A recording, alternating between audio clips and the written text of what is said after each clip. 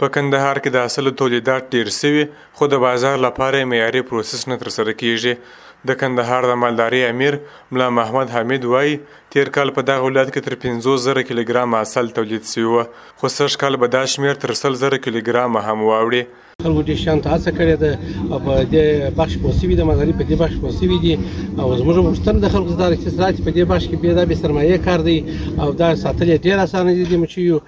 نو انشاءالله په کندهار کې د تیر کال په پرتله به سږ کال چې پروش کال موږ تقریبا 50,000 کیلو په اندازه باندې حاصل تولید سوي و کندهار کې نو سږ کال به انشاءالله که خدای کوي د 80,000 څخه تر 100,000 کیلو پورې 1 لک کیلو پورې حاصل په کندهار کې تولید سي انشاءالله د حاصلو د یو فارم مسؤل عبدالباري وایي په کندهار کې د ریحانو حاصل په ډیر لوړ کیفیت تولیدیږي خو نړیوال بازار زده نه لري چې پروسس یې نه کیږي او له تجارانو څخه غواړي چې د پروسس لپاره فابریکې ورته جوړې کړي یو بل کس محمد یعقوب بیا د مچمچۍ د ودې او د ناروغۍ د مخنیوي لپاره د معیاري درملو غوښتنه کوي تاسو وینئ چې دلته په ریحانو کې موږ مچۍ ایښي دي نو دغه د ریحانو حاصل چې دا په نړۍ کې څوک نه لري دغه نړیوال حاصل دی دا چې موږ نړیوال بازار نه لرو دا په نړۍ کې څوک نه لري ځکه د ریحانو کښته په نړۍ کې په دنیا کې نه کیږي یوازې په افغانستان کې هم ځکه نه کیږي یوازې په کندهار په هلمند کې کیږي نو دا 100% شاته د ریحانو په حساب یو په دې خاطر چې په دې موسم کې نور ګلان نشته یو په دې 100% دی او بل پلا د ریحانو شات څوک نه لري هغه خپل یو ډېر ښه شات بازار نه لرو د کندهار د مچمچۍ د حاصلو دپاره موږ خپل او په ښار کې خراب حاصل راځي هغه روزانه د نورو ملکو سره پاکستان یا د ایران راځي دغه حاصل مخنیوی غواړو چې وکړي حکومت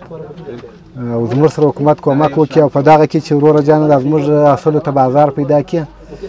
اصل مو یو ځای ورسوي بلې پلا موږ ته د دواو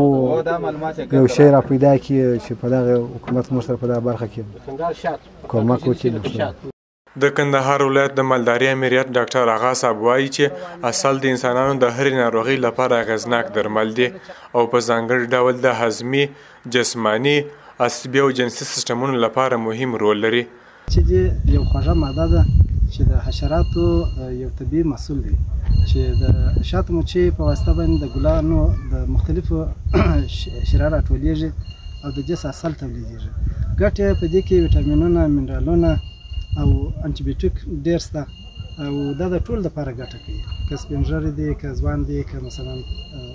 کور کې هر غړی که مریض دی حتی د ډېرو زخمو لپاره پخوا وختو کې چې یعنې طبابت نه مخته نه د زخم د